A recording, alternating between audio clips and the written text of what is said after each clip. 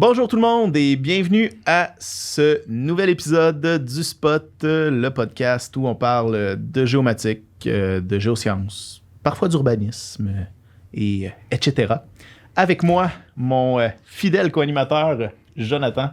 Salut tout le monde! Ça va bien, Jonathan? Oui, et toi? Ouais, ça va. Grosse semaine. Ah ouais, ça a été une bonne semaine cette semaine. Yes. Toi aussi? Ouais, pas pire. Ouais. L'été, la période d'acquisition commence à tirer sa fin ou... T'as toujours d'acquisition, même Tout le en temps de hiver. l'acquisition, Ouais. oui, c'est On vrai, va en parler avec tout le temps notre en invité d'ailleurs, acquisition d'hiver. Ouais, c'est ça. Hey, dis-moi, Jonathan, est-ce qu'on a des commanditaires cette semaine? Ben oui, c'est écrit là. Ah, OK. Fait que ABTech, fidèle commanditaire, merci pour le partenariat. Et Balise, donc ABTech, toujours le même bon service à la clientèle. Donc tout est dans le service à leur niveau, là. C'est impeccable. Good. Eh ben, merci beaucoup à Abtech et à Balise. Cette semaine, au podcast, on reçoit Simon Gignac de la Ville de Montréal. Allô, Simon? Bonjour, bonjour. Merci de l'invitation. En passant, je veux juste vous dire, je vous ai découvert sur le tard, mais j'ai bouffé en rafale vos épisodes. Excellent, on aime ça. L'idée est super. Ah, c'est cool. Moi, je pense que c'est un incontournable. Simon, en tout cas, personnellement, je suis vraiment content de t'avoir. J'ai déjà collaboré avec toi. En tout cas, je pense qu'on va avoir des bonnes discussions. Il y a un bon vibe dans le studio. C'est cool. Dis-moi, Simon, avant, en fait, on parle tous les podcasts. Tu viens de les écouter en rafale, tu commences à comprendre le concept. Un cheers. Un cheers, ben oui. Cheers, On commence toujours cheers. par un cheers. Petite bière allemande, européenne. Fait changement des IPA.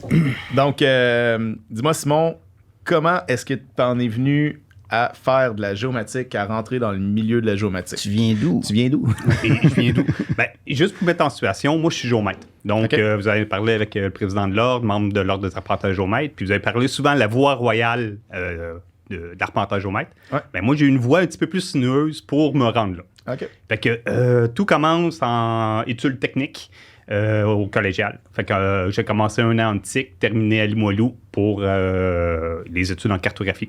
OK. Tu viens-tu de Montréal? Ou? Non, je viens de Sorel à l'origine. Là. Tu viens de Sorel? ouais. Oh, Sorel! Ouais. Sorel dans la place. Il allait au festival de la giblotte. Moi, je suis déjà allé ici. Ouais. Exactement. Donc, bonjour Sorel. Cela dit, fait que c'est ça, des études techniques, 3 ans en cartographie. Puis, quand je termine en 97, là, je quitte directement pour Vancouver. Puis là, je m'en vais travailler 3 ans à Vancouver dans une firme de photogrammétrie. Puis là, à l'époque, on était un petit peu à l'âge d'or de la photogrammétrie encore. Il y a eu des grandes sociétés au Québec, mais un peu partout. Puis là, c'était vraiment faire de la saisie. Ça voulait 24 heures sur 24 sur des appareils analogiques, le numérique commençait, etc., etc. OK. Jusqu'en 2000. En 2000, je reviens au Québec avec un petit contrat de formation au Collège de Limoilou. Il y avait le Alta Photo à l'époque qui commençait, puis là, c'était super gros, puis ils formaient 30 photogrammètres pour combler des postes à l'interne. Okay. Fait que là, j'ai eu un contrat avec le cégep pour former ces gens-là, etc., etc. Puis après ces 6 mois-là, j'avais fait des démarches antérieurement qui se débloquent. Puis là, je m'en vais en Suisse. Travailler carrément en Suisse dans une firme d'arpenteur géomètre, toujours en photogrammétrie. Je travaille 2 ans et demi dans ce bureau-là. Il y a du changement. Puis là, je change de bureau, toujours en Suisse. Je passe de la Suisse alémanique à la Suisse romande, donc allemande à francophone. Puis, dans le nouveau bureau où je me retrouve, c'est un consortium qui ont fait un bureau de photogrammétrie. Okay. Fait que, bref, j'ai une personne qui travaille à temps partiel qui m'amène les contrats et je suis tout seul dans le bureau. Fait que ça fait démerde-toi un petit peu, tu fais tes plans de vol, la saisie photogrammétrique, ton édition cartographique, tes orthophotos, tu parles avec le client, etc., etc. Fait que c'est super intéressant, puis c'est là que je me développe un peu plus point de vue professionnel, plus que faire une job technique. Là, je suis en train de m'élargir. Mais juste pour... là, on est dans les années... 2000 à 2005. 2000 à 2005. Ouais. La photogrammétrie que tu fais à l'époque, tu disais analogique, t'es genre sur un Sketchmaster, puis... Ben, il y avait le SD2000 qui était très répandu dans les bureaux, du DSR un petit peu encore. OK. Fait qu'on était avec les diapositives, puis les... Fait que t'as rien de numérique, là. Il y a certains bureaux qui avaient... commence. Ça commence, mais c'est pas encore étendu. OK. Puis bon, on s'entend que c'est relié à un ordinateur puis t'as un fichier CAD à la fin. Là. Ouais. Mais on était encore avec des photos beaucoup... Tu utilisais-tu le stéréogramme, là, justement? Là? Stéréoscope, je disais? C'est des appareils gros comme la table, là, avec des manivelles et tout. Là. Ouais. C'est ça. OK. Puis t'arrives-tu à le faire sans rien? Hein? Tu sais, avec, Non, avec tes yeux, non, j'ai Non. pas cette habilité-là. Malgré que c'est ma profession. Ouais, Est-ce que c'était plus satellitaire ou par avion ou les deux? Avion, en Suisse, il y avait un petit peu d'hélicoptère. OK. Selon les types de travail. Puis en Suisse, en plus, tu vas avoir des gigas déformations à cause des montagnes. Puis, Ça, c'est une chose qu'on prend ça peu doit en être compte un au Québec. bon, Quand tu fais tes plans de vol, tu regardes toujours ton relief de terrain si le sommet n'est pas plus haut que ta ligne de vol. Ça doit être des opérations ouais. assez complexes là, pour toujours garder ton recouvrement et tout. Ton recouvrement, ton échelle Ouais. moyenne, etc. Là, fait que tu as des enjeux de plus là-dedans. OK. Wow. Fait que, à partir de là, je me développe super gros point de vue technique. Puis, 2005, ça fait 8 ans que je suis dans mes boîtes, je suis pas au Québec, puis tout ça, je décide de revenir au Québec. Fait que quand je reviens au Québec, je reviens avec une partie des contrats de la Suisse que je faisais. Et puis, je me pars une entreprise pendant 5 ans. Fait que pendant 5 ans, j'ai été travailleur autonome, beaucoup consultant. Puis, je m'achète une station photométrique numérique. Puis là, je commence à faire de la saisie numérique, etc. Fait que pendant 5 ans, je cherche pas de job, je manque pas de job. Mais tu sais, il me manque le petit PR de l'entrepreneurship là, que vous avez. Là. Ça, je ne l'ai pas naturellement en moi. Peut-être ça m'aurait pris des... j'ai eu un partenaire aussi à un moment donné qui était à Québec. J'étais, moi, dans la région de Montréal. Mais tu sais, il me manquait le petit... le peddler qui allait chercher des mandats, peut-être. Le peddling. Puis on n'a pas développé ça. Bref. OK. 2011, je rentre à la ville de Montréal comme agent technique en photométrie. OK. Puis là, je vois, qu'est-ce qui est le fun quand tu rentres dans une fonction publique? Toutes les règles sont claires, tu as une convention collective, les règles du jeu sont là sur table. Puis là, je voyais qu'à moyen terme ou assez rapidement, je l'ai plafonné dans mon développement, si vous voulez. Fait que je rentre en 2011. 2012, je contacte l'Ordre des arpenteurs géomètres pour regarder les possibilités de devenir géomètre. Puis là, à l'époque, c'était pas défini comme aujourd'hui les règles pour devenir géomètre. Puis là, il m'a dit, va chercher un diplôme universitaire, là, puis après, on va évaluer ton dossier. Fait qu'en 2012, je m'inscris à l'Université Laval. Le certificat en géomatique n'existait pas. Fait que je fais un certificat sur mesure en cartographie, monté avec l'Université Laval. Puis là, pendant 4 ans, je fais ce certificat-là à temps partiel, à distance. OK. Fait que je suis à Montréal, mais j'ai tout fait à distance avant la pandémie. Fait que c'était comique. Ouais, c'est ça. C'était pas super répandu à distance. Non, hein, non. je pense. Fait que les cours que je sélectionnais, il y a des cours qui m'ont été imposés, il y a des cours que j'ai pris, puis là, ça commençait pas mal, là, mais tu sais, j'étais limité dans certaines options de cours. Puis là, sûrement que t'es rentré full géomatique, en fait, full photogrammétrie numérique avec lunettes, etc. Oui, là, mais c'est ça? c'est ça, mon travail, on était... Vous étiez déjà rendu on là, était dans le déjà fond. en numérique à Ville-de-Montréal. Puis ma formation universitaire, c'était complémentaire à photométrie. Là, je ne l'ai pas faite en photométrie, Ah, je ok, l'ai ouais, faite c'est dans Oracle puis des Ok. choses plus SIG, larges. genre? C'était cartographie. Fait que j'avais du SIG, j'avais du Mapinfo, du GIS. Oracle, du GIS, j'avais un peu tout, des cours de droit, cours de programmation. C'était assez complet. C'est ça, OK, C'est ça. ouais. Fait que 2016, je termine. 2016, je dépose ma candidature à l'ordre. 3 jours de formation. Fernando Rodriguez, il en a parlé. 3 jours de formation de code de déontologie. Examen déontologique, examen pratique sur mon expertise. Là. Moi, c'est géomètre en photométrie et cartographie. Fait que j'ai passé ça avec succès, devenu membre de l'ordre en 2016. 2017, je tombe sur un poste de professionnel scientifique qu'on appelle à la ville, donc un poste de arpenteur géomètre / géomètre à la ville. OK. 2019, je commence une formation à l'ENAP, fait que l'École nationale d'administration publique en administration municipale, que je termine en 2021. Puis en 2020, je suis tombé sur un poste de chef d'équipe à la Ville de Montréal. Fait que présentement, je suis chef d'équipe, volet cartographie. J'ai une quinzaine d'employés avec moi qui m'assistent. Puis on a un volet très large que je pourrais vous détailler au courant de la discussion. Là. Puis tout ce que je vais dire aujourd'hui, ça inclut mon équipe.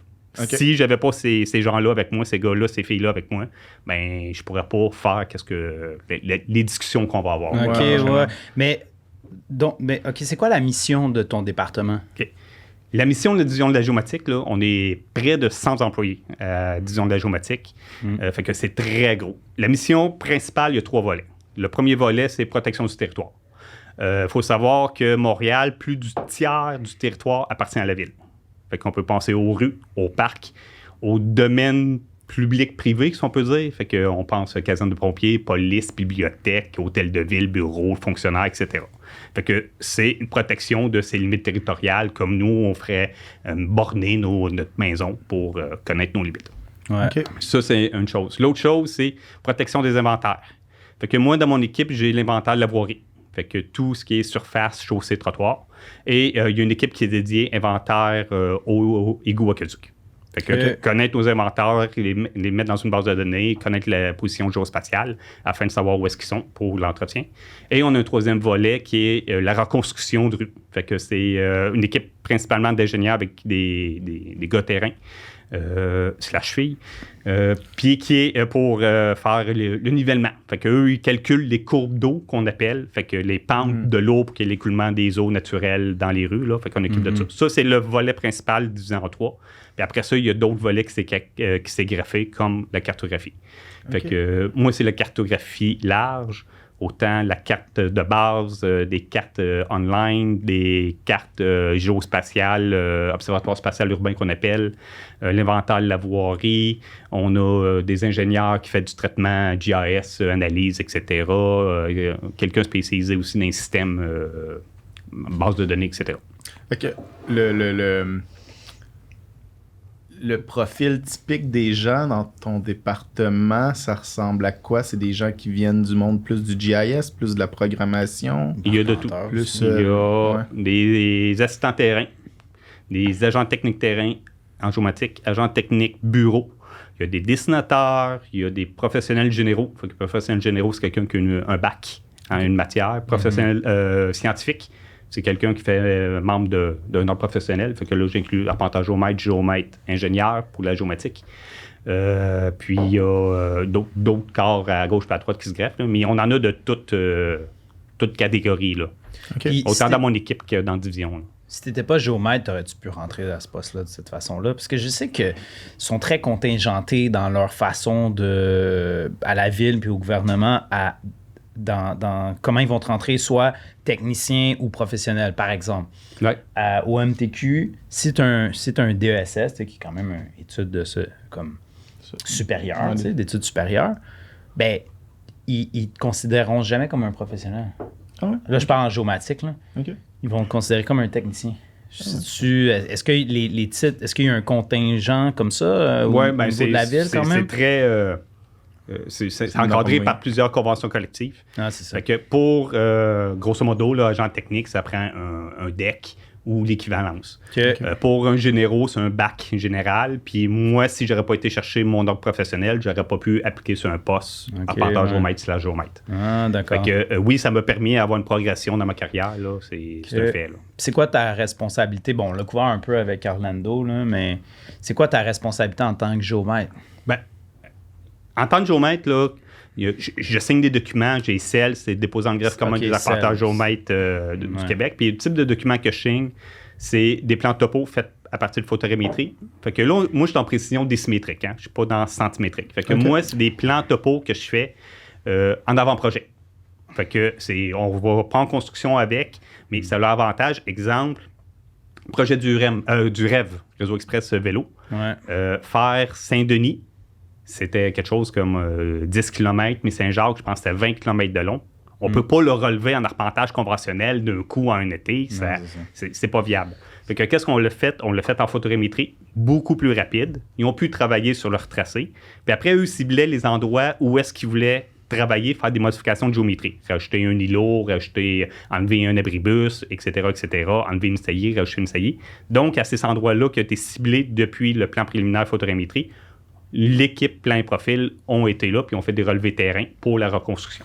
Vous l'avez relevé par avion ou par drone? Par avion. Par avion, nous, on utilise le drone aussi. Là, je suis sûr qu'on va en venir. Ouais. Mais principalement, on utilise les photographies de la CMM, qu'eux, ils volent chaque année, une fois été, une fois sans feuille. Ah, c'est à chaque année, ça. OK. C'est rendu à chaque année. Puis nous, une fois aux 4 ans, on a du 6 cm pixels. Fait que nous, le 6 cm pixels, on fait faire une rétriangulation à l'externe manuelle, à bonne vieille méthode, là, afin que moi, je puisse garantir puis mettre un saut de... Ah, je comprends. Quand je signe, il faut que je sois certaines ma qualité. Là. Ouais, Fait que quand ouais, moi c'est je dis je suis à 12 cm, ben, il faut que j'aie tout le backlog en background pour m'assurer cette qualité-là. OK, Puis le CMM, quand ils volent comme ça, est-ce qu'ils font juste ortho ou ils font aussi LIDAR? Tout. Non, Il ils font photographie à chaque année. OK. C'est Le multispectral, LIDAR, hein? Ça se peut-tu qu'il embarque du multispectral ben, aussi en même temps? c'est RGBI. C'est RGB, Ouais, OK. les caméras RGB, VCSEL conventionnelles. Là. OK. Fait que ça, c'est à chaque année. Nous, à la Ville de Montréal, on a fait un vol LIDAR complet de l'île, qui est sous données ouvertes d'ailleurs. Là. Ouais. 10 ponts au mètre carré en 2015. La CMM l'a fait à la grandeur de la CMM en 2018. OK. Puis là, on a des pour, parce qu'on a d'autres besoins, nous puis les autres municipalités de la CMM.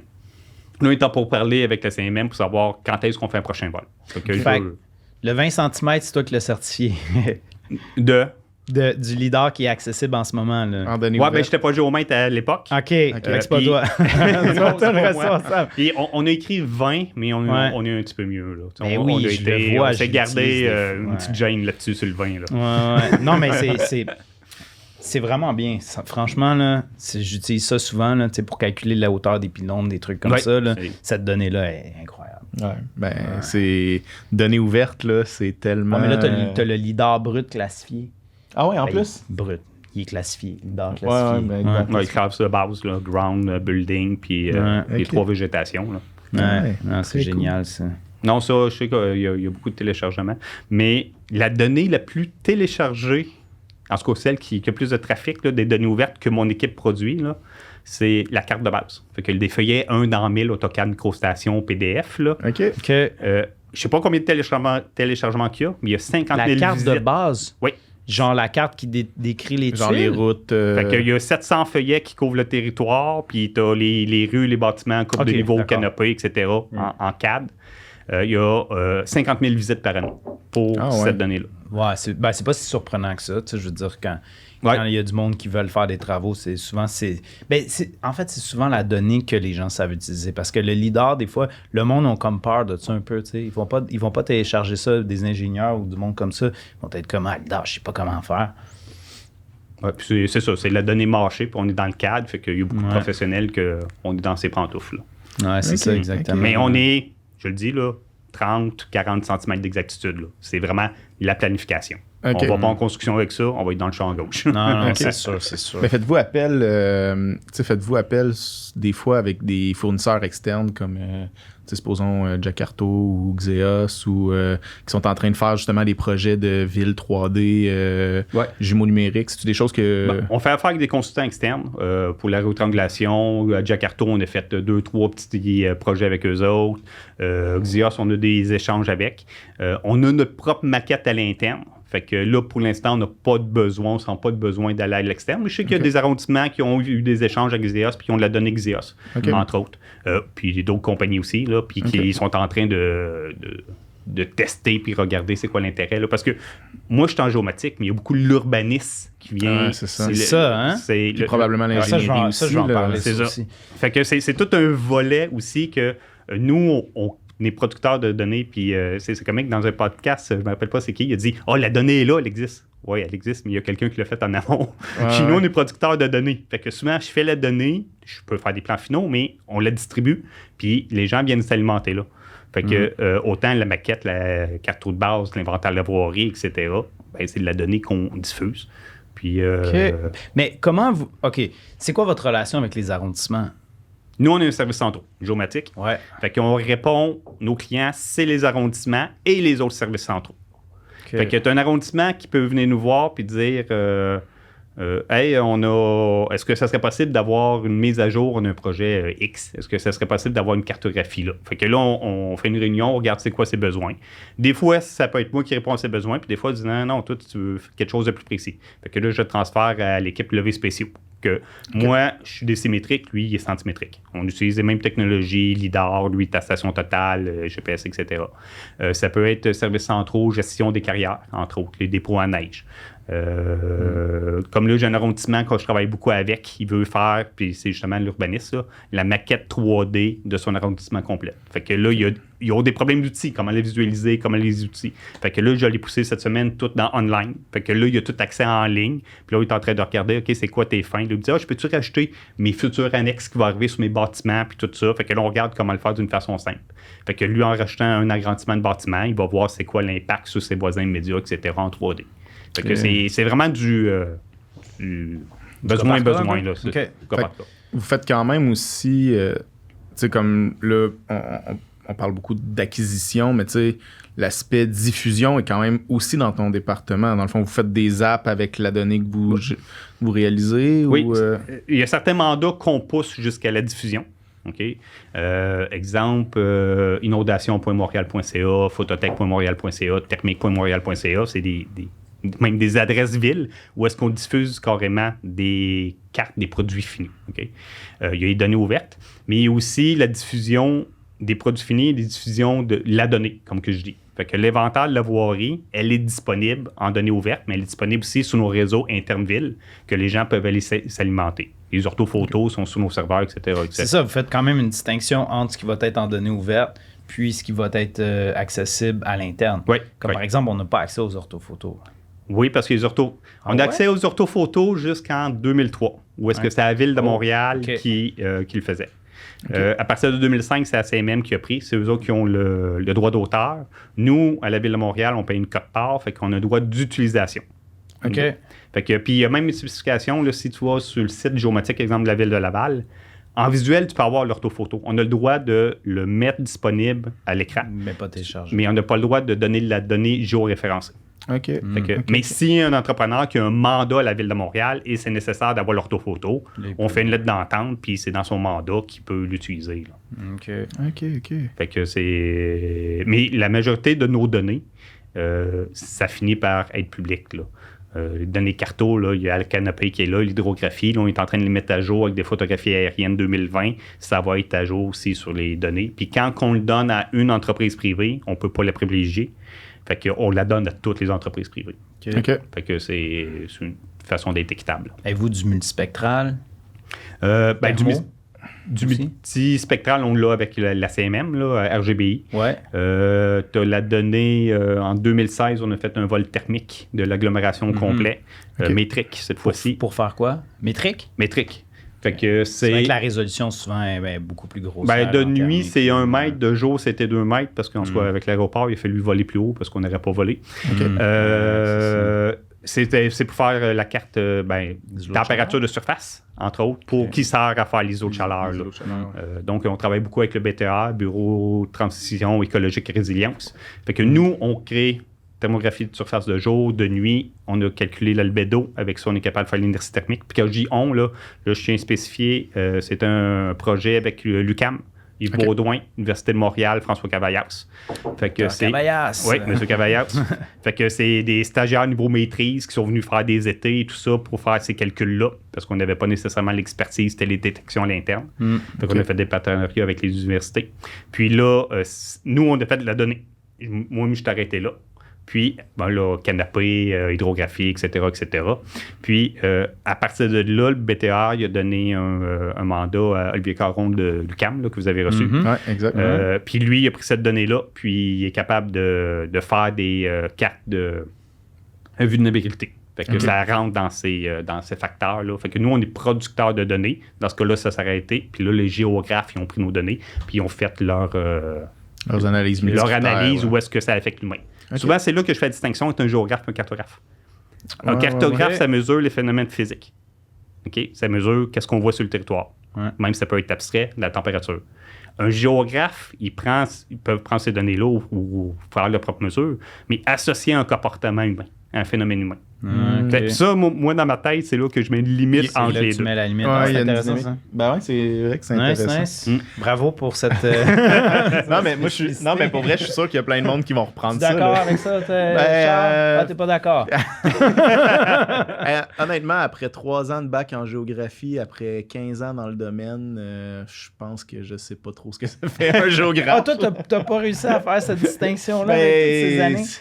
Hey, écoute, tu sais, je regarde, tu sais, un petit aparté, là, mais tu sais, je regarde là, les gens qui ont sorti de ma cohorte là, en géographie. Là. Tu sais, moi, je fais du GIS sur le web.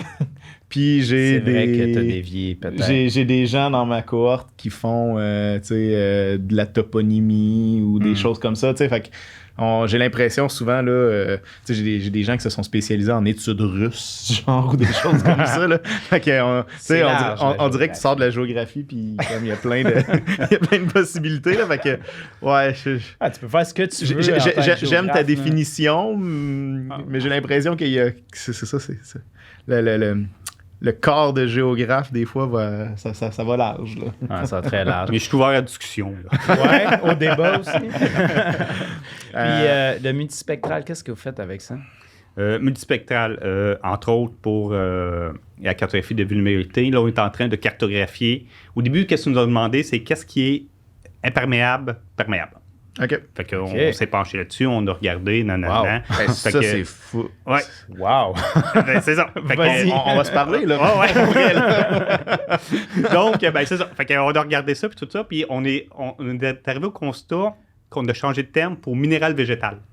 Parce que quand on arrive avec du sable, selon son taux de compaction, des fois il est perméable, des fois il est imperméable. On n'était pas capable de le dire. Par contre, minéral végétal, avec rapport de bande infrarouge-verte, que ce soit RBVI ou NDVI, on est capable de détecter avec le NDVI, végétal. Ah ouais? Oui. Okay. On est capable de détecter le végétal minéral avec les photos sans feuilles. Même si c'est à l'automne et que tu n'as pas une belle verdure, ça détecte relativement bien. Puis là, nous, on vient faire des masques avec nos données qu'on a. Fait qu'on exclut les bâtiments qu'on a. Fait que pour dire ça, c'est du no-data. On exclut aussi tout ce qui est dans les rues. Notre problématique, c'était l'ombrage des voitures. Parce que quand il y a les ombrages, ça ne score pas le végétal minéral. Fait que là, on a fait des masques avec l'inventaire de la voirie. Fait que même avec l'inventaire de la voirie, on est capable de dire le trottoir est en béton, en pavé, en asphalte, puis etc. Fait que là, on a ça c'est du minéral, puis on est capable de le quantifier. Puis le reste du territoire qui n'est pas bâtiment, qui n'est pas voirie, ben là, c'est la télédétection. Que c'est selon l'indice de verdure qu'on dit c'est minéral végétal, avec du no-data, par contre, dans les ombrages des bâtiments. OK. Puis est-ce que c'est de la télédec que je dirais conventionnelle? Est-ce que vous intégrez deep learning là-dedans? Non, je dirais conventionnel, les formules existantes, puis tout ça. Okay. Là, on n'est pas en recherche en soi. Là. OK. Est-ce que c'est des choses qui sont utilisées un peu? Avez-vous des gens deep learning? Moi, j'ai pas le droit de me créer ma propre job. Hein. Je peux pas dire, hey, j'ai une idée, puis aujourd'hui, je vais faire ça. Il faut toujours qu'il y ait une demande. OK. Fait que ça, c'est en fonction publique générale. Là. Fait que là, il faudrait qu'on fasse un message d'intérêt public à Valérie Plante, c'est ça? Non, pas nécessairement. Okay. Mais ça, c'est une chose que j'ai appris à l'ENAP. Là, je fais une parenthèse aussi. Oui. La différence entre la fonction publique puis le politique. Puis le privé. Non, l'entreprise privée. Oui, OK. Fait que, regarde, on est chacun de notre côté de la table. Oui. La fonction publique, tout ce qui est fait doit avoir été approuvé. OK. Fait que j'ai pas le droit, comme j'ai dit, de créer ma propre job, puis finalement travailler. Je suis payé par les fonds publics, puis travailler pour. Faut une résolution du comité d'exécutif. Oui, ou un besoin à l'interne, sans passer par le comité exécutif. Là, ça passe par le chef de division ou un gestionnaire, puis il dit hey, j'ai besoin, on a une demande d'un arrondissement, peux-tu faire ça? OK? Ouais.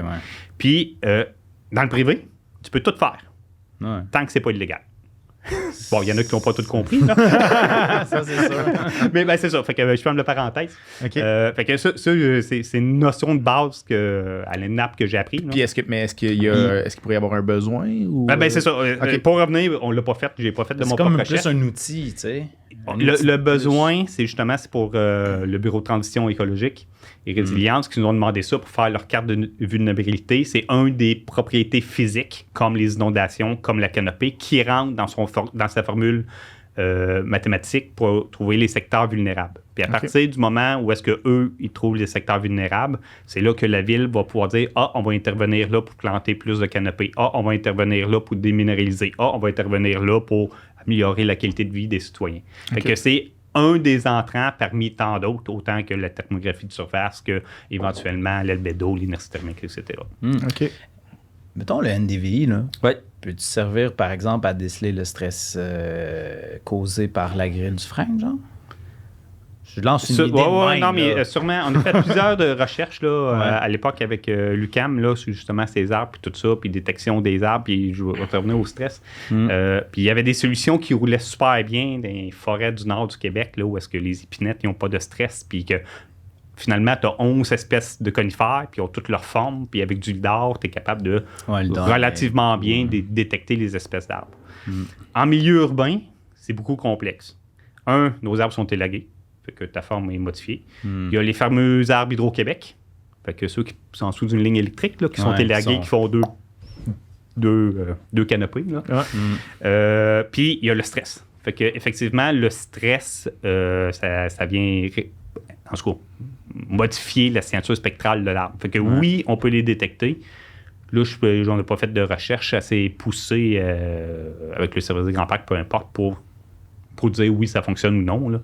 Je sais que le frêne a souvent été... plusieurs personnes se sont intéressées sur le frêne pour pouvoir les identifier avec des résultats plus ou moins... ça prend de la recherche quand même. Oui, c'est pas si facile que ça. Surtout quand tu as juste 4 bandes. Là. Quand on a volé avec la thermique, on avait une caméra hyperspectrale. 96 bandes. Wow. Puis, mais sauf que là, on est métrique. Puis de jour, on était 2 mètres pixels. Donc là, après, quand tu arrives sur Mont-Royal, là, les arbres, les branches se croisent. Tu as plusieurs types plusieurs d'essences qui se croisent. Fait que là aussi, c'est complexe. OK. Puis multispectral, mettons, est-ce que c'est quoi la résolution que vous avez pu obtenir? Une résolution quand même pas mal plus fine. Dans le fond, c'est facile. Ça dépend de la caméra Vexel. Là. La caméra Vexel, quand c'est du RGB, mettons 6 cm pixels, qu'on a une fois aux 4 ans. Là, il vole de jour. Là. De jour, oui. Nous, on travaille avec ça, c'est comme le level 3 qu'on appelle. Le level 2, c'est tous tes capteurs qui sont bruts. Nous, on travaille avec les capteurs au brut parce qu'on ne veut pas qu'il y ait une correction radiométrique dans tes données. Fait que tes capteurs bruts, c'est l'équivalent de 3 pixels par 3 pixels. Fait qu'au lieu d'être 6, c'est 18 cm. Fait que nous, notre cartographie de minéral végétal que je parlais tantôt, on l'a fait à une résolution de 20 cm pixels. OK. Mais je sais que toi, tu aimes beaucoup le millimétrique aussi. Tu recherches le millimétrique. Peux-tu nous parler un peu plus de, justement, des bancs d'essai que tu as fait, comme par exemple sur les piles de neige, où est-ce que tu as testé le lidar, par exemple, des drones comme, qui ont 20 mégapixels, comme par exemple un DJI Phantom 4. Je recherche pas le millimétrique, mais j'ai essayé de pousser le drone au maximum. Mais c'est ça, c'est ça. Parce qu'on s'entend que, moi, comme photographe, il y avait l'âge d'or de la photogrammétrie, là, peut-être des années 70 jusqu'à 2005, là, que là, il y a eu un gros down. Puis là, quand le drone est arrivé, là, 2010, 2015, ben là, ça a comme repopé la photogrammétrie, là. Puis moi, c'est merveilleux, là. J'ai besoin de lever, là. Je charge, je mets un drone, puis je le lève, puis je fais mes relevés, là. Fait que c'est incroyable. C'est encore mieux avec justement la nouvelle réglementation, en autant que tu aies ton permis avancé. Tu peux voler n'importe où, tu mets un parachute, tu peux voler n'importe où. Oui, c'est ça. Ça a été simplifié. Nous, on est embarqués dans cette vague-là. Ça fait nos premiers drones, c'est 2019. Fait qu'on est comme embarqués dans une nouvelle réglementation. Fait qu'effectivement, ça a ouvert un potentiel incroyable. Puis, je l'ai fait dans certains mandats que je dis, on va essayer de pousser le drone à un maximum. Fait que pour commencer, là, on parle des tas de neige. Ben, tu sais, moi, je suis professionnel. Fait que je suis imputable de ce que je fais. Fait que quand j'arrive avec une nouvelle technologie, il faut que je la maîtrise, que je la contrôle, puis tout ça. Fait que là, t'es là, bon, OK, le drone, ça fait des choses merveilleuses. Tu payes sur le piton, ça décolle, ça prend ses photos, ça atterrit pratiquement s'il va avec un fantôme. Puis tu passes ça dans un logiciel d'autocorrélation, puis tu as une orthophoto, un MNS, un MNT, tu as payé sur un autre piton. Je vulgarise, là. C'est à peu près ça. C'est ça. Sauf que moi, vu que je suis imputable, je veux savoir avec quoi que je travaille. Fait qu'au début, on a fait un bar d'essai, fait qu'on n'était pas occupé avec une entreprise privée. Puis on a fait 3 vols de drone sur le même tas de neige. Fait qu'un Phantom 4 normal, un gros matrice avec une caméra de meilleure qualité, une Sony, puis la même matrice avec un lidar. On a scanné un tas de neige. Puis simultanément, on a scanné avec un scan terrestre qu'on connaît. On est habitué de travailler avec ça, puis vous aussi. Fait que là, on a comparé nos données du scan terrestre avec nos différents relevés drones. Puis, grosso modo, si je fais un résumé, là, Pour la volumétrie, là, je ne parle pas pour faire des profils ou quoi que ce soit, mais pour la volumétrie, soit une caméra professionnelle ou un lidar, on arrive à peu près à 0,2% d'exactitude par rapport à mon scan terrestre. Puis le petit DJI là, à 2000$, là, ben, j'arrive quand même à 2% d'exactitude. Ouais, il score bien. Ouais. Fait que c'est quand même impressionnant. Puis là, où est-ce que tu t'en viens avec le millimétrique? Là, en 2020, on a tout relevé le jardin botanique, orthophoto, 1 cm pixel. Wow. Ah ouais. Fait que, ouais. Puis eux, ça leur servait, ben, ça leur sert toujours. Quand ils prévoient leur plantation pour l'année suivante, ils font ça durant l'hiver. Et ils n'ont pas accès à leur jardin, il y a de la neige. Fait que là, ils ont l'imagerie haute résolution qui peuvent aller voir les plantes puis tout ça, c'est incroyable. Okay. Puis là, sur un petit jardin qu'on nous avait demandé de faire un arpentage conventionnel pour remise en forme, j'ai dit, on va pousser le drone. Puis là aussi, j'ai fait voler 3 drones. Puis j'ai poussé jusqu'aux caméras professionnelles, gros zoom, etc. Puis une résolution de 2000 mètres-pixels. Ouais, là, j'ai vu, tu vois le clou PK. Oui, tu vois les clous PK, tu peux mesurer la largeur des cracks. C'est comme si tu étais sur le terrain. C'est la même qualité. Puis là, on est vraiment en stéréo, en vision stéréo, là, 3D, avec des manivelles, puis tu te promènes là-dessus. Puis là, j'ai fait plusieurs aérotriangulations. Fait que j'ai fait aérotriangulation avec des points de contrôle GPS, des aérotriangulations avec la station totale, puis on a passé le niveau après. Fait que, grosso modo, là, à 2000 mètres pixels, on arrive à faire une aérotriangulation de la qualité des points de contrôle. Fait que si tu as des points de contrôle centimétriques, station totale, nivelée, centimétrique, j'arrive à un résultat là, à 2 cm pixels dans 3 axes, grosso modo. C'est fou, ça. Puis ça... Fait qu'on l'a développé. Puis là, c'est ça, je dis, j'ai une responsabilité professionnelle. Fait que là, je sais avec quoi que je travaille. C'est quoi que je peux faire pour arriver à telle résolution. Puis je vais donner un exemple. Il nous a été demandé de faire une usine de filtration d'eau. C'est une toiture plat. Il faut qu'il refasse la toiture. Puis l'architecte demande de calculer les pentes de la toiture. Puis il y a plusieurs pentes. Fait que la première solution, c'est t'envoies des gars sur le toit, puis tu fais ta job d'arpentage conventionnel, mais là, tu as un paquet de sécurité au travail à 3 mètres du bord, puis il faut que tu sois attaché, puis tout ça. Fait qu'à la place, qu'est-ce qu'on a fait? On a pris le drone, on l'a levé 2000 mètres pixels. J'ai fait de la saisie en photogrammétrie. Fait que là, j'arrive à 1-2 cm en absolu, mais lui, en plus, il travaille en relatif. Fait que 2 cm pixels? Non, 2 cm, mon exactitude. 2000 mètres pixels. Oui, c'est ça, 2000 mètres pixels, j'arrive à 2 cm en absolu. Lui, il travaille en relatif, fait que c'est encore plus précis. Ouais. Et en plus, j'ai une orthophoto 2000 mètres pixels en appui. Fait que là, lui est capable de voir ses cracks, il est capable de compter le nombre de cailloux qu'il y a dans son gravat. Là. Ouais. Fait que j'ai amené une affaire de plus, puis ça a évité de monter des gars sur le toit. Ouais. Par contre, ça a été une journée terrain, mais plusieurs journées de traitement bureau. Ça, je ne le cacherai pas. Là. C'est une grosse toiture? Pardon? C'était une très grosse toiture? C'est une grosse toiture, mais quand tu fais 2000 mètres pixels, ton empreinte au sol de ta photographie aérienne, là, c'est 7 mètres par 12 mètres, je pense. Ouais, fait que tu en fais des lignes de vol pour un bâtiment pas si gros que ça. Fait que ça a d'autres impacts ailleurs. Ah, c'est intéressant, ça. Est-ce que vous faites un peu de la cartographie indoor? C'est-tu quelque chose que vous commencez à faire ou vous êtes vraiment juste sur... avez-vous comme c'est peut-être plus le service d'ingénierie qui fait ça, là, mais des plans d'intérieur géolocalisés ou... C'est toujours demandé. Entre autres, le Montréal souterrain. Ouais. Quand on parle Montréal souterrain, là, je ne parle pas nécessairement de la section Labé ou peu importe qui appartient au privé.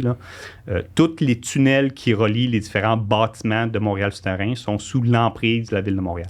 Ouais. Fait que ça fait des années que ça nous est demandé. Puis là, on est en train. Puis ça, c'est pas mon équipe. Là. C'est l'équipe levée spéciaux parce qu'on est dans le centre métrique, etc. Avec différents types de scans. Ils ont testé le Navis, ils ont testé d'autres appareils pour rentrer, puis aller scanner, puis essayer de voir qu'est-ce qu'il y en a. Puis des fois, on a des demandes par rapport à la biosphère qu'on vient de récupérer, là, qui a été transférée au fédéral, là, de scanner les pièces intérieures, justement, pour réorganiser l'espace intérieur. Fait que ça nous est demandé, on en fait, mais ça, c'est pas dans mon volet carto. OK. Fait que, et c'est à la géométrie. Puis l'aspect, tu sais, comme supposons, je sais que le port de Montréal sont beaucoup dans ça actuellement, là, l'intérieur, puis Est-ce que vous collaborez avec le port de Montréal ou c'est vraiment une entité à part, puis vous... Ben, sont une entité à part. Ça, c'est une balle courbe, ça. non. Non? OK. Non, sont En tout cas, au niveau de l'urbanisme, peut-être. sont une entité à part, sont indépendants puis tout ça, sauf qu'on a des très bonnes relations avec. Pratiquement à chaque année, là, on a des échanges, on leur envoie de la donnée qu'on a, la maquette 3D, entre autres. On a même on a un réseau de bases GPS statiques à Ville de Montréal. Fait que dans notre réseau, on inclut l'antenne du port de Montréal, puis l'antenne du ministère des Ressources naturelles qui est à Montréal, plus nos antennes à nous. Puis là, on commence à l'élargir. On en a mis à Laval, puis là, on va en mettre 2 ou 3 sur la Rive-Sud aussi, afin d'avoir notre propre réseau.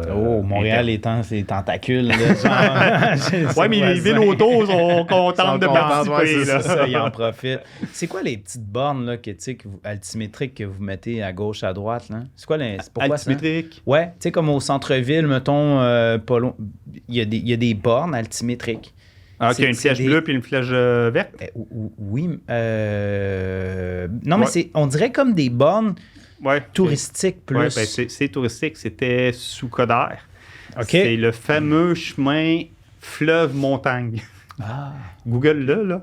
Puis c'est vraiment un trajet qui est le but de relier le Belvédère en haut. Puis de façon pédestre, tu peux descendre via le centre-ville puis te faire passer à des endroits intéressants, Vieux-Montréal, jusqu'au port de Montréal. Fait que c'est un tout. Puis il met les altitudes à chaque borne. C'est vous qui avez relevé ça? Non, c'est...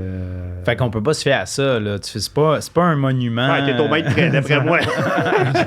Non, mais il y a un chiffre après la virgule, là. Ah, oui, 28,1, là. C'est pas nous qu'on est impliqués là-dedans. J'en prends pas la responsabilité. C'est bon. Fait que, pour l'intérieur, fait que c'est vraiment plus le souterrain, tu sais, comme...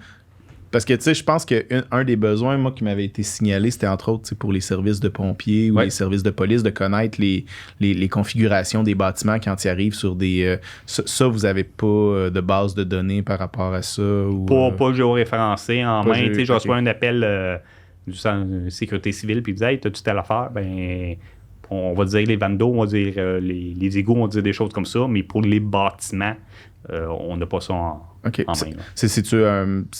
C'est-tu quelque chose qui est potentiellement... C'est quelque chose qui est souhaité, entre autres par les pompiers. Là, ça nous a déjà été dit, puis tout ça. Après, c'est une question de ressources puis d'énergie qu'on met là-dessus. Non, bien sûr, c'est comme tout. C'est colossal. Il faut que tu privilégies ce que tu veux faire. Fait que, je ne dis pas que ça se fera pas, mais là, à ma connaissance, là, on ne l'a pas. OK. C'est intéressant. Je me demandais, ça ressemble à quoi actuellement, le recrutement? Il cherche un job? On va parler après ça, comment vous donnez vos contrats, là, mais... Cherchez-vous du monde? Est-ce que c'est dur de trouver du monde? Point de vue, je te dirais, de technicien, là, la ville est relativement concurrentielle. Un bon employeur. Oui, c'est un bon employeur. Ouais. Quand on tombe généraux puis scientifiques, là, ingénieurs, penteurs, là, ça se corse un peu plus. Là, il y a des chercheurs de tête du privé qui sollicitent, puis là, même des fois, on en parle qui s'en va au privé, puis, mais on réussit à recruter quand même, mais c'est un petit peu plus corsé. Puis où est-ce que présentement, ils cherchent beaucoup? Ben, c'est tout ce qui est TI. Là, je sais que c'est un petit peu plus dur point de vue recrutement. Charles. Programmeur, base de données. C'est ça. Mais c'est pas nous à la géomatique, là, c'est un autre service. Là. Mais on sait qu'eux autres, ils en bavent un peu plus que nous autres. Ah ouais, OK. Ouais. Bon, c'est... Ouais. Ben, je les comprends, là. C'est en effet compliqué recruter en TI, là. Faites-vous du BIM puis du SIM? De plus en plus. Ouais. Par la bande, je suis impliqué. Dû à la maquette de base qu'on a développée depuis... la première maquette, c'est en 2005, mais rendu CGML, etc., SIG 3D, si vous voulez. Fait que c'est sûr que ça devient une mise en contexte facile, la donnée est existante. Ouais. Avec la feuille de route du gouvernement du Québec, qui est du BIM, vous avez dû entendre parler. Feuille de route. Oui, j'ai tapé feuille de route BIM Québec. Là. Ça a été lancé là, un an et demi. Sur 5 ans, le gouvernement du Québec a ciblé 5 partenaires pour lancer le BIM, pour lancer un message aux compagnies privées qu'il y a 5 départements publics qui se lancent dans le BIM. Fait qu'il y a Hydro-Québec, Ville de Montréal, Ville de Québec, puis 3 ministères qui m'échappent, là, pour faire rapidement. Fait que moi, je vais parler de la Ville de Montréal. On est en train de développer le BIM sur 2 volets. Fait qu'il y a BIM bâtiment conventionnel, puis il y a qu'est-ce qu'on peut appeler SIM, BIM rue qu'on appelle nous, ou BIM infra, que ça s'en vient du côté de la géomatique. Fait que ça, c'est surtout le lobby spéciaux que ça se développe. Puis, qu'est-ce qu'on veut faire, puis qu'est-ce qu'on est en train de faire, c'est surtout le BIM infrastructure. Fait que c'est savoir où est-ce que nos égouts aqueducs sont en souterrain. Quand tu passes ta pépine, puis tu creuses, tu sais et où exactement, ça va éviter des coûts, des coûts imprévus, puis des bris. Fait qu'on s'en va de plus en plus là-dedans, puis on peut l'élargir éventuellement, luminaire, feu de circulation, etc., etc. On commence par... Fait que ça serait SIM. SIM. À Ville, on est en train de pousser le terme BIM rue ou BIM infra. Puis la feuille de route là, est sur 5 ans là, pour commencer à développer puis à demander à l'industrie de s'impliquer là-dedans parce que nos besoins, c'est ça. Puis même maintenant, quand il y a un entrepreneur privé a un contrat pour excaver une rue pour faire des travaux, bien maintenant, dans son contrat, il est obligé, avant de refermer le trou, de faire relever les tuyaux par un arpentage au mètre. Ouais, pour qu'on sache où ces tuyaux en 3D. Là. Ben, ça, c'est quelque chose que je me demandais, tu sais, comme jusqu'à... C'est quoi le pourcentage du souterrain qui est connu en tant que tel? Je sais que tu n'as pas un pourcentage, mais tu sais, ça ressemble à quoi? Est-ce que c'est connu ou c'est pas connu? Okay. La base de données égout-aqueduc est en 2D. Ça, c'est pas dans mon équipe, c'est l'autre équipe à côté. Par contre, on a dans les... Tout est numérisé, tout est connu, puis tout ça, on peut dire quoi qui est où. Okay. Par contre, dans ces trucs-là, on a souvent des cotes de profondeur. Okay. Fait qu'on est capable de simuler théoriquement ils sont où les tuyaux. Okay. Fait que on a tout en 3D. On en a une petite partie connue, relevée, comme je t'ai dit, qui est minime. Là, puis je te dirai même pas le pourcentage, mais c'est minime, on commence. Mais on est capable d'avoir un réseau relativement en 3D, théorique. OK. Et là-dessus, il faut rajouter la commission électrique. Tu sais, le centre-ville de Montréal, il y a peu de poteaux, hein, c'est tout du souterrain. Tu rajoutes les conduites de Bell, de Vidéotron et autres, Gaz Métro, tous les partenaires. Donc, il y a beaucoup de conduites souterraines. Ah ouais. Puis, quand vous avez parlé dans un autre podcast du radar, puis tout ça, puis tu avais dit, le radar, il semble pas fonctionner au centre-ville de Montréal. Là. C'est pas vrai? Ben non, c'est très vrai. Yes, on donne de la bonne information. Puis une des raisons, là, vous remarquerez, quand ils font des travaux au centre-ville, là, la majorité des canalisations, entre autres circuits électriques, sont bétonnés. Ouais. Fait que quand tu passes ton radar, tu rajoutes ton béton, un peu de terre, ton asphalte, ton radar, il arrive au béton, puis il plafonne pas mal là. Ouais, c'est ça. En plus, des canyons... Des canyons qui sont créés à cause du GPS, là. Des gratte-ciels, t'as pas donc de GPS, fait que t'as ça aussi en plus qui rentre pas. Plus, fait que c'est très complexe au centre-ville. Là.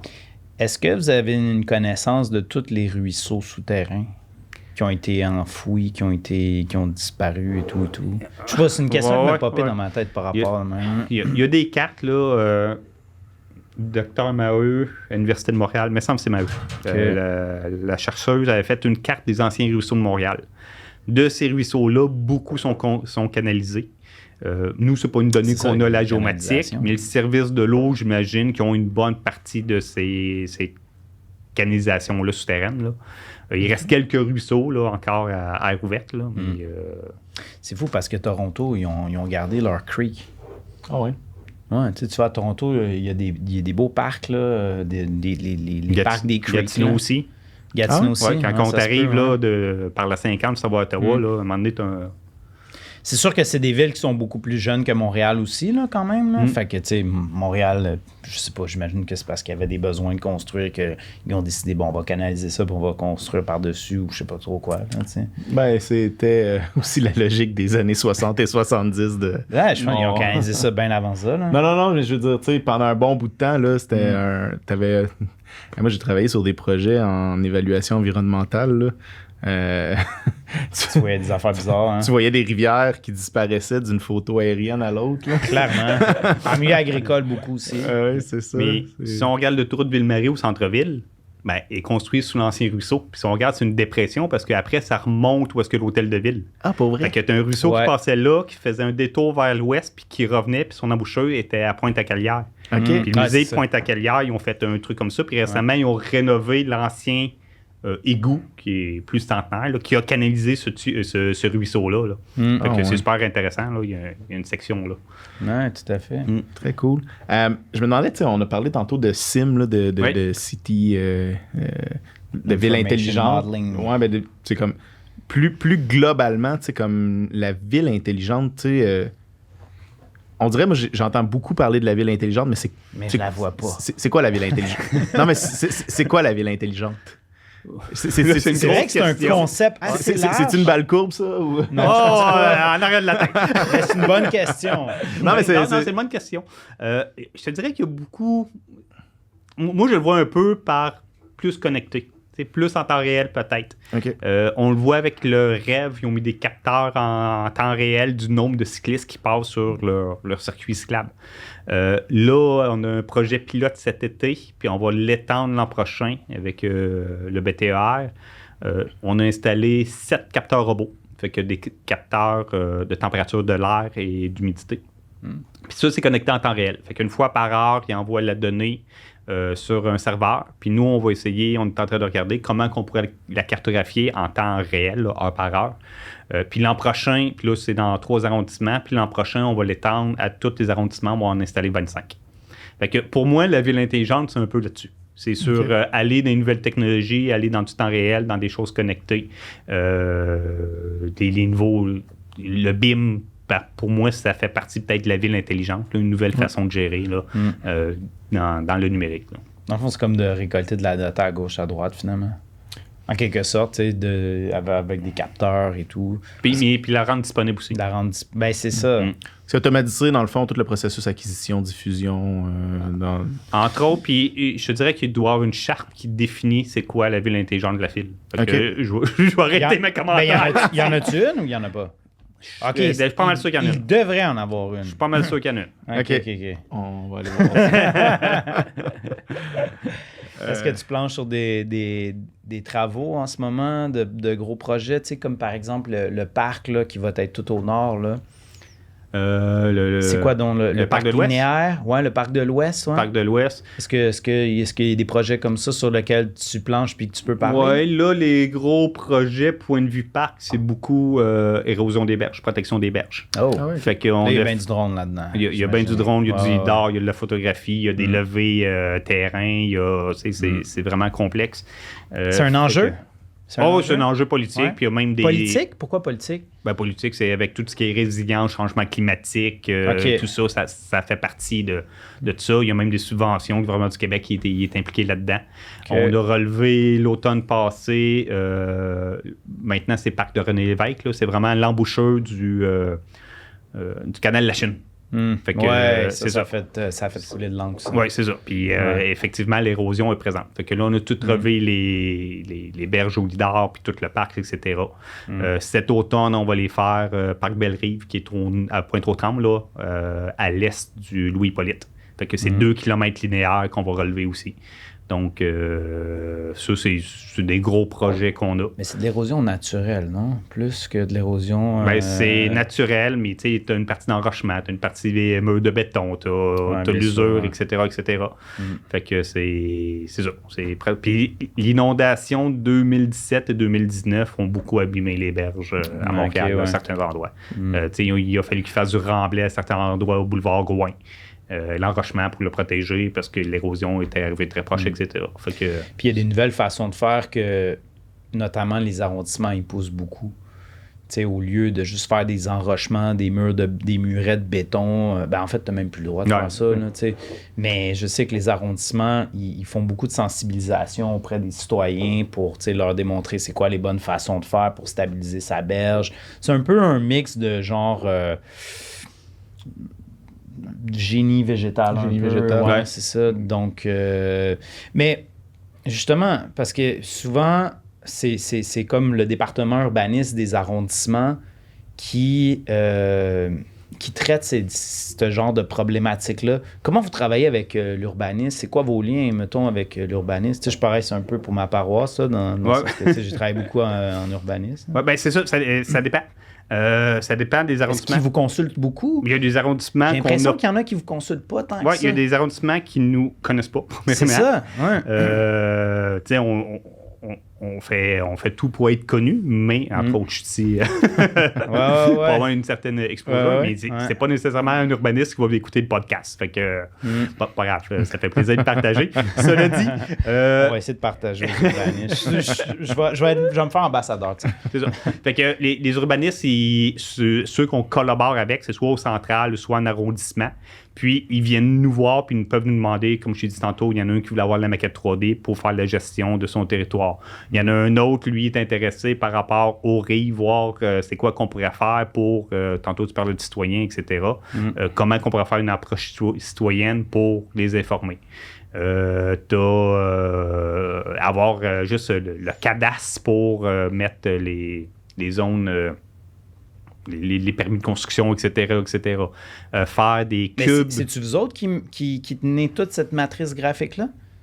De l'urbanisme, non. Les urbanistes sont indépendants, okay. mais nous, on peut les alimenter s'ils veulent la donner en amont. OK. Fait que c'est là que notre rôle, là, on est en appui pour leurs choses. C'est certain que quand ils veulent une maquette 3D, ils ne sont pas souvent équipés pour une vue logicielle, quincaillerie, etc. Fait que nous, on va être en support aussi technique, informatique, pour les rendre indépendants. C'est ça le terme, là. C'est l'objectif. On a même des postes de développement si on a besoin d'une licence X, Y, Z qu'ils n'ont pas, mais que nous, on a la géomatique.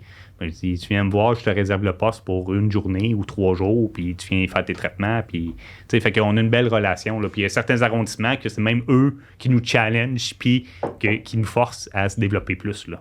Ouais. Je pense au sud-ouest, là, il est super dynamique comme arrondissement. Là, ah ouais? Point de vue géomatique, là. Le téléphone sonne souvent avec de eux. Là. Ben, oui puis non. Ou quand il sonne, tu sais que ça va être une question que tu n'as pas nécessairement la réponse tout de suite. Là. Tu peux le voir réfléchir. C'est bon. Mais c'est intéressant ça. Je me demandais, tu sais, comme vos clientèles, c'est qui? J'imagine, oui, les services d'urbanisme, les services d'ingénierie, sécurité publique, c'est tout. C'est tout ça. Sécurité publique, mais surtout une période d'inondation. Mais ils veulent avoir, exemple, des périodes de canicule qui font du porte-à-porte pour voir si tout le monde va. Puis là, ils essayent de cibler les quartiers défavorisés. Puis là, ils essayent de savoir il y a combien d'habitants des bâtiments. Fait que là, on regarde avec eux, on peut faire une base de données des bâtiments puis savoir, là, c'est une famille de 4, puis là, c'est une tour à condo de 200 unités. Ton policier ne fera pas la même, ou le pompier, il ne fera pas le même temps d'un bâtiment à l'autre. Ça peut être le contentieux. À quelques reprises, j'ai été témoin expert en cours pour prouver X, Y chose. Fait que c'est souvent des questions genre de respect des règles d'urbanisme, justement? Ça peut être l'urbanisme, ça peut être un mauvais usage d'une propriété, ça peut être des coupes d'arbres, ça peut être un paquet de trucs. Tu sors de la donnée c'est ça. Période, moi, c'est pour mon volet avec les photographies aériennes, je suis capable d'avoir une certaine historique par rapport à un usage dans le temps. Mais tu sais, il y a d'autres personnes qui vont aller faire d'autres preuves en cours, que ce soit en foncier ou des trucs comme ça. Tiens, justement, j'ai une question pour toi. Mettons ta donnée, mettons ton image aérienne, qu'est-ce que un juge va juger valide comme information? Est-ce que c'est ta métadonnée derrière ton image, mettons, aérienne, ou c'est comment ils vont juger que l'information que toi tu vas livrer elle est valide? C'est-tu par ton témoignage puis justement ton association professionnelle? Il y a la crédibilité que j'apporte, exactement. Le fait d'être membre d'un ordre professionnel, c'est sûr que ça ne doit pas nuire. Mais c'est pas, je ne mets pas 5 photos sur la table puis je dis que tu vois ça. Il y a tout un rapport qui vient avec ça, qui explique la méthodologie, c'est quoi la vision stéréoscopique, comment ça a été fait, s'il y a des mesures, à quelles exactitudes je suis, c'est quoi ma marge d'erreur, c'est quoi, etc. Puis fait que c'est pour 5 photos que je vais déposer, je vais peut-être avoir un cahier de 30 pages qui va les expliquer, là. Je comprends. Vulgarisé, là. Fait que c'est la crédibilité vient de tout ça, puis c'est de dire aussi ce que tu peux pas faire. Tu sais, des photos de 1945 à l'échelle d'un 15 000, que ton ombrage est important, puis tu vois pas. Il y a un Là, gros tu dis, volet éducation. là, j'ai un bâtiment, je vois pas. Puis je vois pas. Puis tout ce qui est déplacement des perspectives, que tes toits de bâtiment sont pas à bonne place. Fait que tu superposes avec le lot, ton toit de bâtiment, il est à côté du lot. Juste expliquer ça. Il faut qu'ils comprennent pour qu'après, tout le reste soit crédible. Fait que c'est de là qu'il faut qu'il y ait toute une procédure, là. Fait que c'est pas juste une photo, puis regarde, la preuve est là. Est-ce que c'est... ben ça, c'est intéressant, tu sais, comme... est-ce que c'est des choses sur quoi vous travaillez un peu, tu sais, comme les reconstructions historiques de la ville de Montréal, les données historiques, c'est-tu... On n'a pas eu de mandat là-dessus. À un moment donné, on a eu l'idée qu'une orthophoto 70-71, parce qu'on a des très belles photographies aériennes de ces années-là, serait intéressante. Mais on l'a pas fait. On en a parlé justement aux urbanistes puis tout ça. On n'a pas eu de demande. Que, comme j'ai dit, tu ne crées pas ta job. On a fait une orthophoto historique, la Chinesse, à un moment donné. OK. Je ne me rappelle plus quelle année, là, peut-être 70 ou 50 ans. Mais c'est très rare qu'on me demande de retourner dans le temps. Sauf peut-être pour des preuves, là, mais point de vue urbaniste. Là, ou archéologique, y a-tu des archéologues qui vous contactent? Archéologique, on a eu un appel. Un seul. Un seul. OK. Et il y avait ouvert un trou, réflexion de trottoir, puis tout ça. Puis là, il y avait des ruines d'une ancienne fondation qu'ils connaissaient, mais tout ça. Puis là, il m'appelle, puis il dit « Ouais, la semaine prochaine, le trottoir, il est fermé. Tu peux-tu venir faire relever ça par drone, quoi que ce soit? » Puis à l'époque, on n'était pas équipé avec drone, puis tout ça. Fait que je dis, on peut aller au privé, mais il y a des frais associés à ça. Il n'y avait pas de budget à court terme. Fait que finalement, ils ont fermé le trou, puis le relevé, c'est pas fait. Là. Ils ont dû prendre des photos à mitaine, peut-être le taper. Mais, des levées lidar, mettons, dans des boisés où est-ce qu'il y aurait des vieilles fondations de, je sais pas moi, quoi, de vieux moulins ou peu importe. J'en ai fait dans ma carrière professionnelle, là, entre autres en Suisse. Là-dessus, il y avait des demandes récurrentes à chaque année. Mais tu sais, ils ont des châteaux de 800 ans. C'est sûr que leur patrimoine, c'est ça, il est différent. Il est peut-être plus complet, là, on va dire. Mais l'environnement, il vous demande pas de l'historique, justement, pour les passifs environnementaux ou c'est pas des choses qui... C'est comme on pourrait toutes les passer, genre les ingénieurs. C'est vrai, pareil. Ils tiennent la donnée, tu sais. Non, j'ai pas de demande pour le passé. Okay. Mais exemple, pour la canopée, on l'a cartographié aux 4 ans, puis on a commencé en 2007. Pourquoi vous faites ça? C'est le Service des Grands Parcs. Pour 2 raisons. Le Service des Grands Parcs nous demande de cartographier la canopée aux 4 ans pour eux calculer les indices de canopée. Fait que la ville a un objectif d'avoir 25% d'indices de canopée d'ici 2025, etc. Fait que là, nous, on cartographie, on mesure la canopée. Puis ça, c'est super intéressant. Là.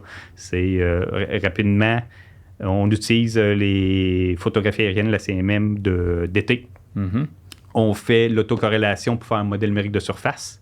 On soustrait notre modèle numérique de terrain, fait qu'on a un modèle numérique d'élévation.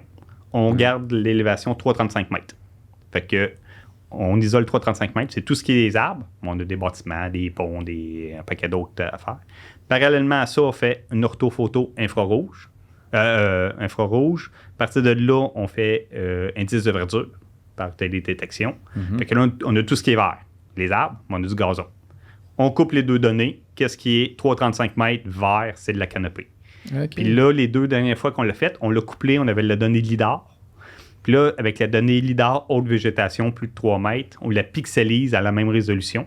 Puis on la superpose. Puis le lidar, son avantage, là, c'est que les arbres sur rue, là, les petits chicots, là, il les voit, lui. Ouais. Tandis que l'autocorrélation, c'est pas assez gros, c'est du mixel, etc. Ouais, on ne détecte pas. Fait qu'on mixe les deux, on valide ça sur une orthophoto, les 500 km carrés de l'agglomération de Montréal, puis ils peuvent faire leur indice de canopée. Fait que ça, c'est notre demandeur. C'est comme vraiment une recette là, que tu viens de nous donner. Là.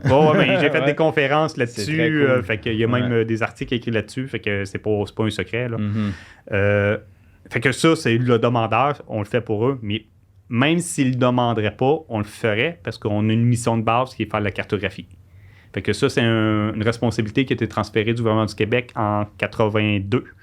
Que la carte 1 dans 1000 que j'ai parlé tantôt, que c'était le Québec qui faisait. En 82, c'est la Ville de Montréal qui avait la responsabilité de le faire. Fait que c'est passé de la BNDTQ à la Ville de Montréal? Ouais, mais avant, je sais pas c'était qui exactement. Ouais, je sais pas si c'était... C'était eux, là, ou un autre service. Ouais, peu importe. Fait que nous, on a récupéré les fichiers. Ça s'est fait à la Ville de Montréal. Puis là, c'est sous ma responsabilité. Fait que de toute façon, on le ferait pour faire notre carto de base. Fait que là, ça sert à l'indice de canopée, à la représentation cartographique 1 dans 1000, mais dans toutes les cartes thématiques qu'on fait, si on doit y mettre, on le met aussi. Là. Fait que c'est ça. Est-ce que le politique, il vient vous voir souvent, genre? Okay. Ça, c'est une balle courbe. Non. Non. Point de vue réglementation, là, un politicien ne peut pas s'asseoir à côté de moi et dire « Hey, Simon, j'ai besoin de ça. » La loi l'interdit, tu n'as pas le droit. Ils peuvent faire des demandes, mais s'ils font des demandes, il faut que ça passe. Ils sont tous responsables de différentes unités, puis ça passe par chef directeur de service, de direction, de division, puis là, ça descend, puis là, tu fais la demande, puis ça remonte. Il y a une hiérarchie, il y a quelque chose, une façon de faire. Fait que moi, mon patron, ce n'est pas les élus, c'est le conseil exécutif. Mais peut-être, vu que Jonathan ne réussit pas à lancer des balles courtes, je vais essayer de faire. C'est vrai qu'elle t'a manqué. En tout cas, peut-être tu me diras si tu peux pas répondre ou quoi que ce soit, mais est-ce que tu vois des changements d'orientation en fonction des... tu sais, depuis que tu es là, est-ce que tu as vu des changements d'orientation, supposons de dire... Hey, ça, c'est devenu vraiment important dans notre service depuis, genre... Depuis la presse a publié un article. Ouais, c'est ça. Tu vois-tu des changements d'orientation associés au... Ben, c'est ça. C'est sûr qu'il y a des changements d'orientation quand c'est un autre parti qui est au pouvoir, là, que ce soit municipal ou autre palier de gouvernement, c'est une évidence. En deux administrations. C'est ça. Mais sauf quand un dossier devient chaud. Des fois, oui, ça devient chaud un peu plus proche de notre bureau, puis on répond à la demande suivant la procédure. Là, même si j'aurais des cas concrets, je ne dirais pas nécessairement. Mais oui, il peut y avoir une certaine pression politique. Puis l'indice de canopée, c'est très politique parce que c'est un objectif politique. C'est ça. Fait que j'ai pas de pression à faire ma canopée. Des fois, il me dit « Hey, ça s'en vient-tu? » Parce que c'est quand même, ça prend une certaine période de temps.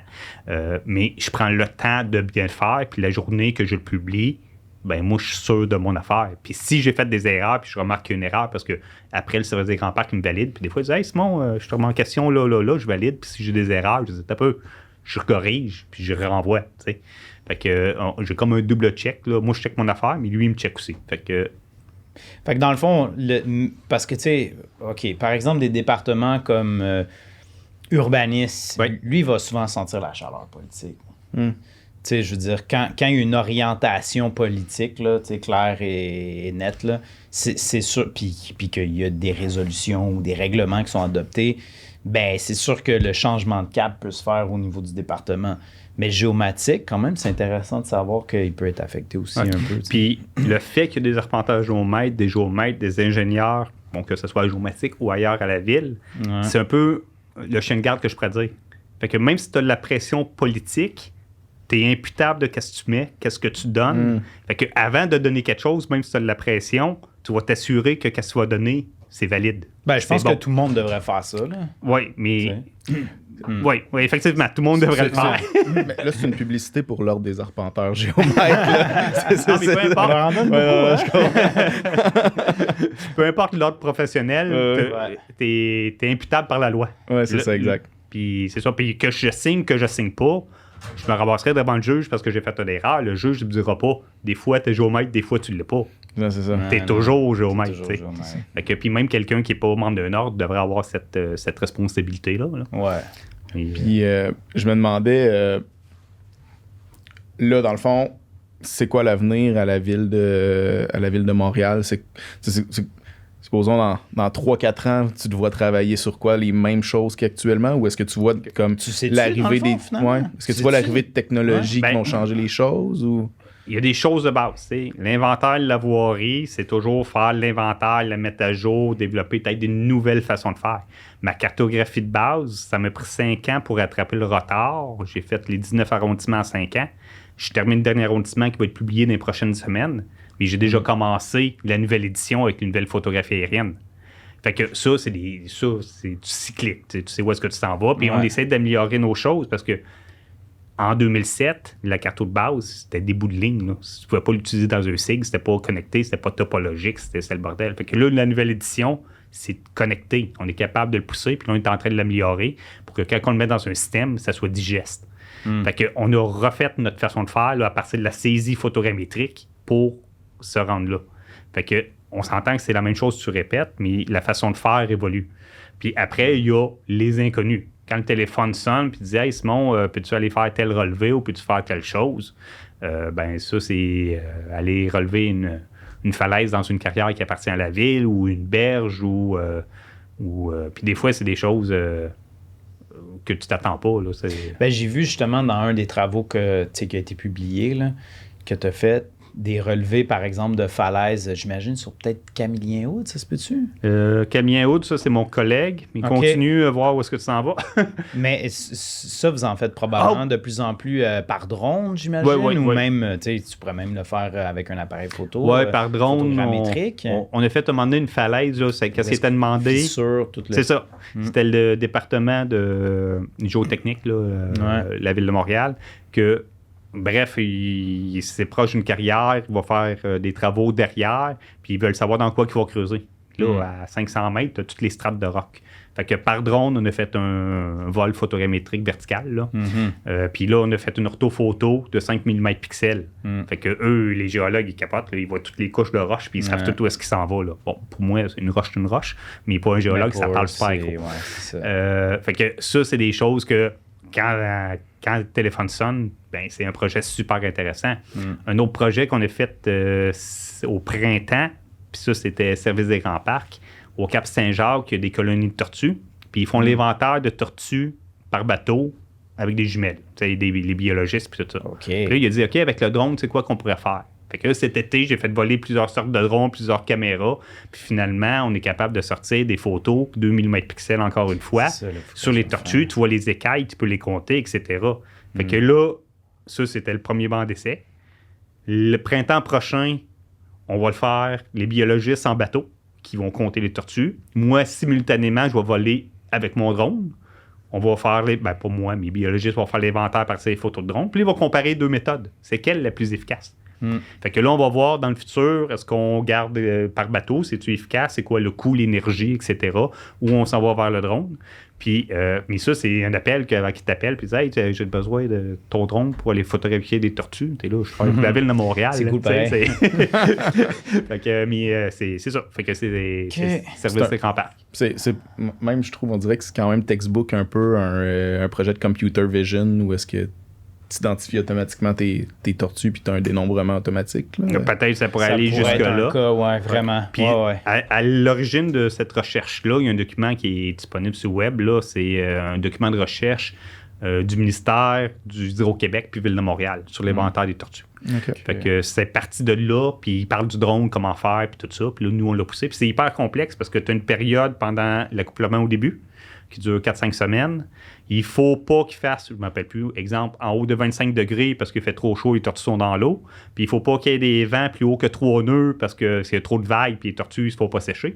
Fait que ta période, puis là, en plus, tes contraintes, c'est ça. Des fenêtres très c'est ça. Fait que ça rajoute des contraintes terrain là, intéressantes. Là. Est-ce que tu es le seul pilote de drone de ton Maintenant, département? Non. Au début, quand on a parti l'aventure drone, on était avec le privé. On donnait des mandats au privé. Par contre, on faisait toute la préparation avant, puis on faisait tout le post-traitement. On voulait se faire une certaine expertise à l'interne. Fait qu'on donnait l'acquisition privée. Après ça, moi, j'ai été chercher ma certification. On a commencé avec un petit drone. Assez rapidement, ça s'est développé très vite. Là, maintenant, il y a 2 autres pilotes avec moi. Fait que moi, je sors de moins en moins. Mais c'est un peu ça le but. Je veux que les gars terrain prennent l'expérience et sont rendus autonomes. C'est super bien. Puis, où est-ce qu'on est rendu maintenant avec le drone? Supposons l'aventure drone, on commence en 2018, là. Prendre le premier drone en 2019. Où est-ce qu'on est rendu là? J'aurais pensé d'être rendu là dans 5 ans. Là. C'est parti vitesse grand V. Là. Ça va vite, c'est des demandes, le lidar, caméra thermique, caméra conventionnelle. C'est démocratisé puis c'est connu de plus en plus. Oui, de plus en plus abordable aussi. Ouais. Des équipements de plus en plus fiables. Oui, vraiment. Au niveau du lidar surtout. Là. Avez-vous des voilures fixes aussi ou juste des voilures Non, rotatives? il y a pensé, mais on est en milieu urbain. C'est moins décoller, atterrir. Oui, puis même il y a des carrières qu'on suit, là, des dépôts en neige, là, même durant l'été, puis tout ça. Puis il y a des lignes à haute tension, des tours cellulaires. Tu sais, c'est très urbanisé. Là. Aussi, beaucoup d'interférences. Ouais, Comme fait j'avais que- un mandat récemment, on a passé en haut d'un bâtiment, on perdait le GPS. On sait pas pourquoi. À ce spot exactement là, on faisait notre ligne de vol, perd le GPS, donc tu perds ton vol autonome. Tu reviens, il faut que tu refasses ta ligne, puis là, tu perds toujours le Tout GPS. le temps à hein. cet endroit-là. Ouais, c'est bizarre, hein? Fait que non, on n'a pas de voilure fixe. On le regarde, on n'est pas fermé, mais tu sais, on peut pas acheter aussi un drone juste pour faire une job. Ouais, non, Tu sais, il c'est faut ça. qu'il soit rentabilisé. Là. C'est Ouais, c'est c'est de l'argent public. Fait que- Combien de takes ça t'a pris faire ton examen? Oh. Ouais, ça, c'est une belle courbe. Tu commences à apprendre, là. Je vais te dire le mien après. De base, une fois. Non, avancez. Avancé, 4 fois. Ouais. 4 fois? 4 fois, Ah, je t'ai peut-être battu. 3, là, mais je pense Ok. que c'est 4 fois. Ok, moi c'était 3. Mais c'était crescendo, tu sais, ça montait à chaque fois. Fait que c'était ouais. encourageant, là. Tough, hein? Mais je pense qu'ils font... C'est voulu pour enlever les amateurs du marché. Ouais. Puis c'est correct quelque part, là. c'est correct. Mais c'est... C'est très axé sur la sécurité, puis c'est ce qui est important. Tu sais, je veux dire, on niaise pas avec les espaces aériens, là, puis avec tout ça. Là. Mais quand ils posent une question sur un moteur ou une cellule de batterie, ben, il faut que tu saches que ça existe, mais c'est pas moi qui le fabrique, le drone. Ouais. Fait que des fois, c'est très poussé, là. Ouais. Mais bon, c'est ça. Hey, très intéressant. Moi, ma bière est finie. Fait que je pense qu'on va. Vu que la bière a fini, on va Ouais, rapper c'est on ça, s'en faut- va. Là. faut- Il y a, faut il y a plus de rapper. bière, on s'en va. Hey, merci beaucoup, Simon. C'était super intéressant. Ouais, vraiment. Pour vrai. Puis c'est cool parce que ça nous permet de voir un peu ce qui se fait à la ville de Montréal en géomatique. Moi, je me doutais que c'était très intéressant, mais tu viens de me confirmer que. Ah, t'avais un doute? Ben, je me disais. Une ville? Sûrement que c'est le fun, là, mais. Ben, merci de l'invitation. Puis Ouais. on a plein de projets, inquiète-toi pas. Puis vous cherchez du monde aussi. Ben, les offres d'emploi sont toutes affichées sur le système Ouais. d'emploi de la Ville de Montréal. Là. Même si tu m'appelles et tu dis hey, tu cherches quelqu'un, ben, il faut passer par la porte d'entrée On officielle. n'appelle là. pas Simon directement. Non, c'est ça. là. Mais c'est drôle parce que le système s'appelle Simon. Ah, bon, ouais. Système intégré Montréal. Bon, ben, allez consulter Simon pour si jamais vous êtes un étudiant en géomatique qui cherchez un emploi ou un professionnel, en fait, en général. Là. Donc, ben, un gros merci encore une fois à tous nos commanditaires, Aptech et Balise, pour de nous supporter pour ce podcast. Et Jonathan, est-ce que tu veux remercier nos auditeurs? Ouais, à tous les géogeeks de cette planète. Ceux qui comprennent ce qu'on dit dans nos podcasts. Tu sais, j'ai des amis qui regardent les podcasts, on dit j'ai rien compris, mais bon, c'est correct. Ouais, on se fait dire qu'on est un petit peu hermétique. On est mais- niché, on va dire ça comme ça. Puis ben, à toute la francophonie, l'Afrique, la France, etc., à tous ceux qui veulent participer, n'hésitez pas à communiquer directement avec Charles ou moi sur LinkedIn, sur Facebook. On est sur LinkedIn, on est sur Facebook, on est sur Instagram même. On est sur Spotify. Allez, si vous voulez écouter ça dans votre voiture. Ouais, c'est ça, ouais. That's it. Donc, Eh à la ben, prochaine. à la prochaine. Bye bye. Bye.